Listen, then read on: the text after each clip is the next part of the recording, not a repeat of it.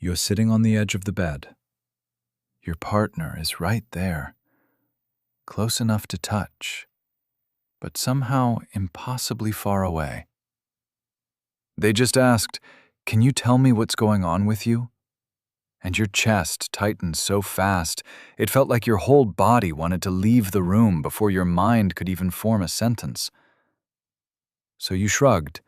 You said, "I'm fine." Then you stared at the wall. And now the silence is getting heavier by the second. You can feel their hurt. You can feel your own shut down. And somehow, even though you care, the more they reach for you, the more withdrawn you become. And inside, the thoughts are brutal. Why can't I just say what I feel? Why does closeness feel good one minute and suffocating the next? Why do I pull away from the very person I don't want to lose? Am I broken? Am I just not built for real love? Here's the truth most people never hear. The problem is not that you don't want love. It's that your nervous system learned to survive without needing too much of it. You're not failing at love. This is not proof that you chose the wrong person. And you are not too distant, too cold, or too far gone to heal. A lot of people who look calm on the outside are fighting this exact battle beneath the surface. By the end of this video, you're going to understand why dismissive avoidant patterns form, why they keep sabotaging connection even when love is real, and how you actually begin moving towards secure attachment without losing yourself in the process. Let's get into it. Most couples believe distance means disinterest. Most people in relationships assume that if someone pulls away, shuts down, or needs space, it must mean they care less, love less, or simply are not emotionally available enough for real intimacy. But the real truth is usually much deeper than that. What looks like indifference is often protection. What looks like detachment is often overwhelm. And what looks like "I don't need anyone" is very often a nervous system that learned a long time ago that needing people felt dangerous, disappointing, or emotionally expensive.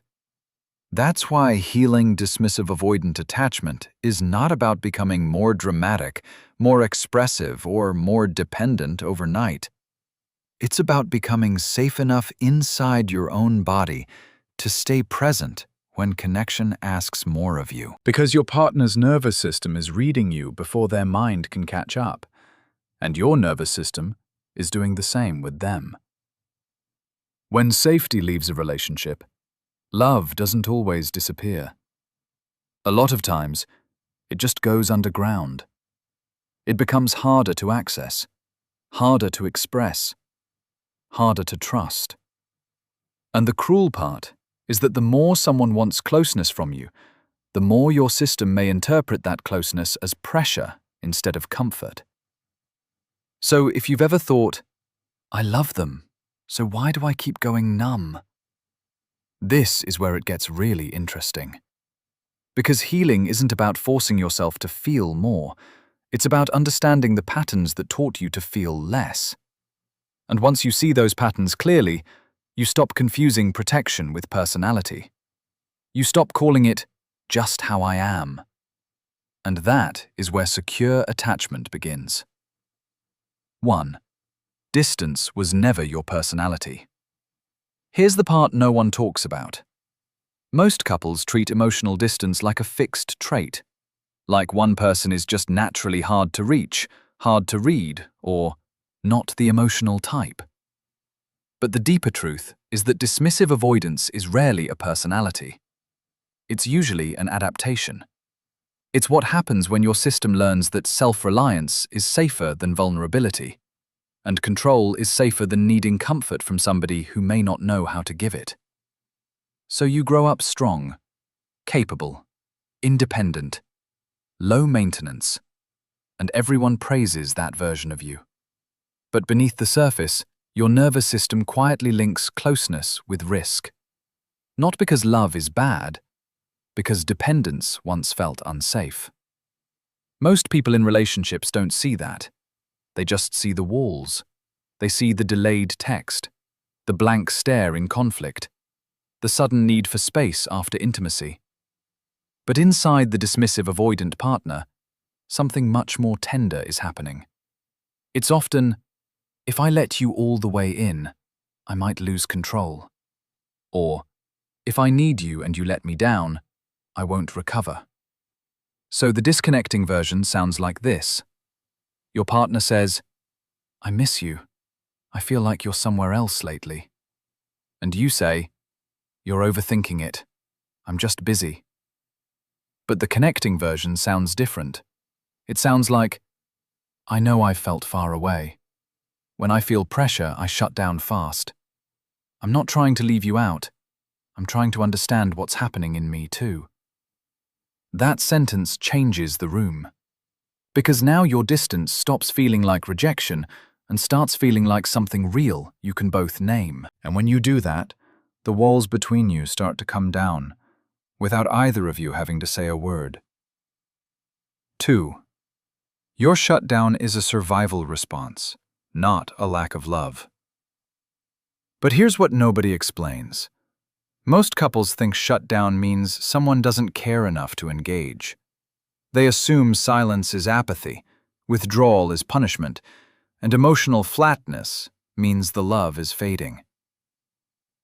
But the real truth is that shutdown is often what happens when the nervous system gets overloaded and runs out of safe ways to stay connected.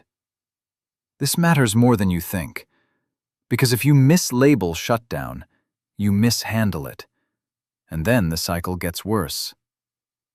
A dismissive avoidant person often doesn't leave emotionally because nothing matters. They leave emotionally because too much suddenly matters at once. Conflict can feel like a smoke detector going off in a tiny room. It cannot tell the difference between discomfort and danger. It just sounds the alarm. And once that happens, access to language, warmth, and presence can disappear fast. Most people in relationships respond to shutdown by pushing harder. More questions, more urgency, more "talk to me right now." Honestly, that usually backfires. Because what the withdrawn partner hears is not "come closer." What they hear is, you are failing this moment, and there is no space to recover.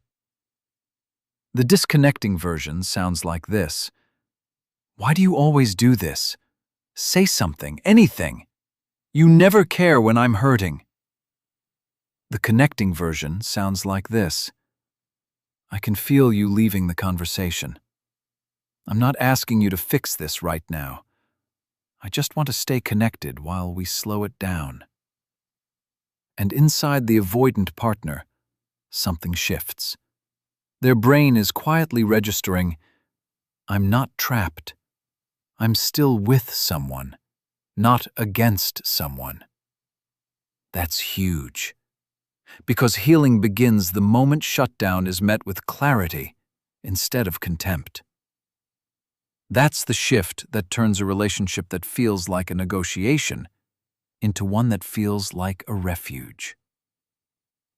3. Self-reliance can become emotional isolation. And this is the one most couples never figure out. Most people in relationships admire independence until it starts starving the relationship. Then suddenly, what once looked attractive starts feeling lonely, cold, and painfully unspoken. The deeper truth is that self-reliance is beautiful until it becomes your only way of being safe with another person. This is where dismissive avoidant patterns get sneaky. Because on the outside, it looks mature.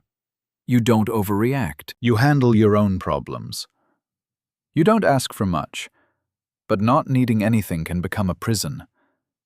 Not because independence is bad, Not because space is bad, not because being private is bad, but because intimacy needs access. It needs shared inner life. It needs moments where you let somebody witness what's real in you. And here's what changes everything. The opposite of avoidant attachment is not dependency. It's interdependence. It's being able to stand on your own feet and still let someone sit beside you when life gets heavy. This isn't a communication hack. This is just what two emotionally mature people naturally do when they stop treating vulnerability like weakness. The disconnecting version sounds like this. Your partner asks, "How was your day?" And you say, "Fine, same as always." The connecting version sounds like this. "It was a lot, honestly. I handled it, but I can feel that I'm more tense than I look. I don't need you to fix it. I just want to let you in." That's a completely different emotional world. Because now your partner is no longer dating your performance. They're in connection with your real experience. And when that happens, they stop feeling shut out and start feeling chosen. 4. You don't heal by forcing closeness. You heal by building safety in small moments. This is where it gets really interesting. Most couples think attachment healing happens in giant breakthrough conversations, tearful confessions, or one big moment where everything finally clicks. But the real truth is that secure attachment is built in tiny repetitions. Quiet ones. Almost forgettable ones. The nervous system changes through consistency more than intensity. That's why big pressure rarely works. It creates performance, not safety. It makes you say the right things before your body actually trusts them. And that never lasts. Healing a dismissive avoidant style is not about becoming instantly more open. Not more talking, not more over-explaining, not more emotionally perfect. But slowly teaching your system that connection can happen without engulfment, criticism, or loss of self. It's like thawing frozen ground. You don't smash it open. You warm it, little by little, until it softens on its own. Most people in relationships miss the power of micro-moments. A hand on the back during a stressful day. A text that says, "Thinking of you." A pause before defensiveness. Looking up when your partner starts speaking instead of staying buried in your phone. These are not small to the nervous system. These are evidence. The disconnecting version sounds like this. Your partner starts sharing something vulnerable, and you respond with, "I don't know what you want me to say." The connecting version sounds like this. "I may not have the perfect words right away, but I'm here. Keep going." And inside your partner, something softens. Something in them is saying, "I don't have to fight for your presence this time." That's how repair starts, not in the grand gestures, in the 30-second moments when you choose to stay. That's when your partner stops feeling like a problem to manage and starts feeling like a person to come home to. 5. The real work is learning to stay present when you want to disappear. Here's the part that changes everything.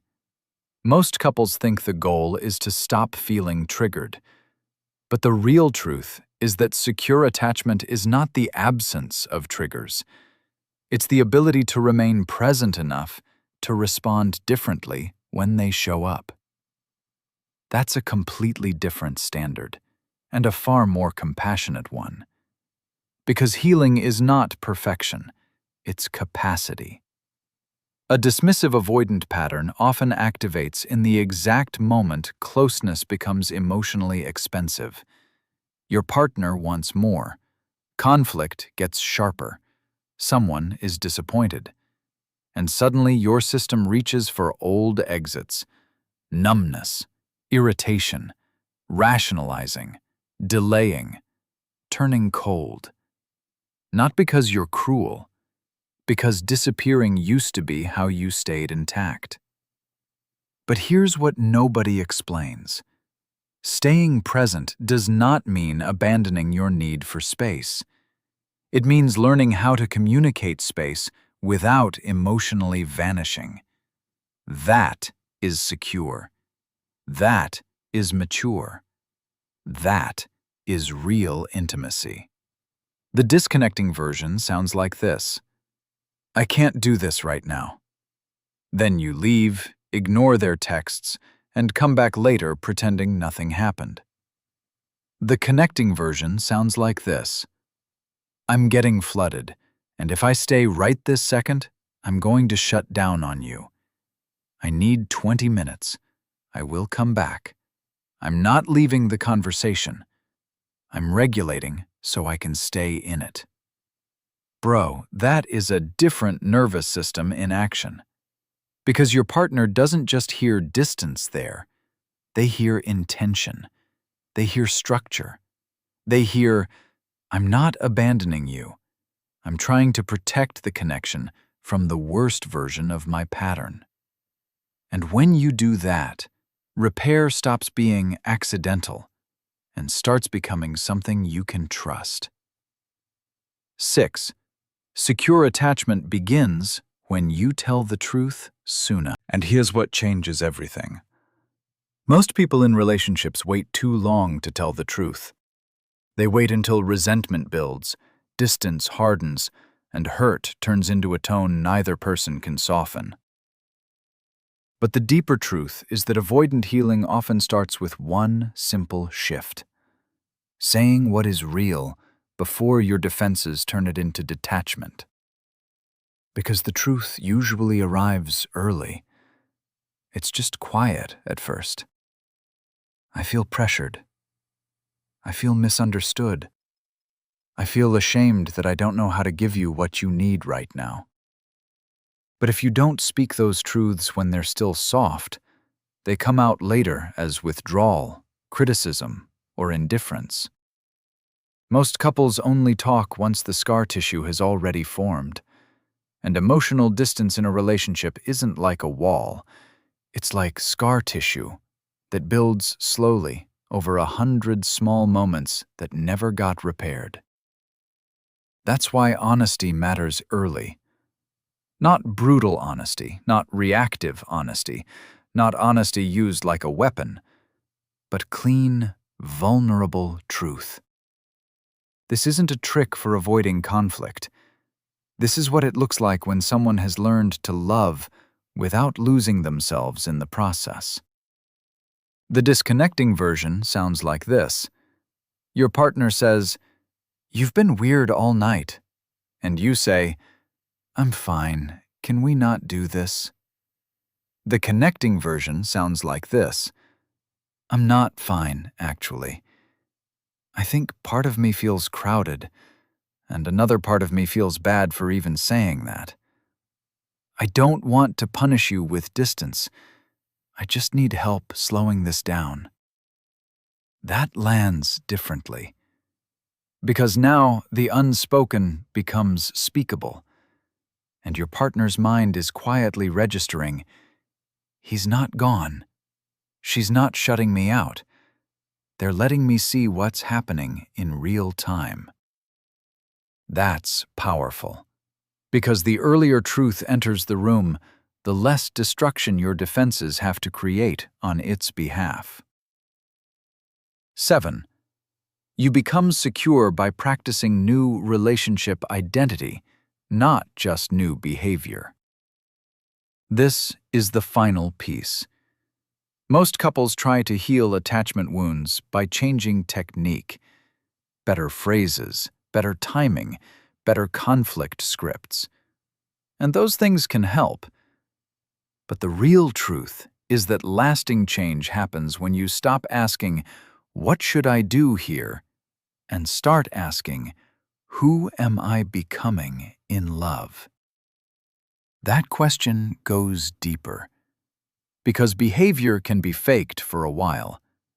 Identity cannot. If deep down you still see closeness as loss, vulnerability as weakness, and emotional need as something embarrassing, you will keep recreating the same cycles, no matter how polished your communication sounds. Secure attachment is an identity shift. It's becoming someone who can need and be needed without panic. Someone who can stay soft without collapsing. Someone who can feel pressure and still choose presence. Not because it's easy, because it's practiced. Most people in relationships are waiting to feel safe before they act secure. But often, you build safety by acting in alignment with the secure version of you before it feels fully natural. That might mean reaching back when you want to go silent. It might mean naming fear instead of disguising it as annoyance.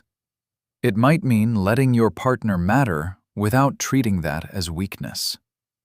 The disconnecting version sounds like this: I'm just not good at relationships.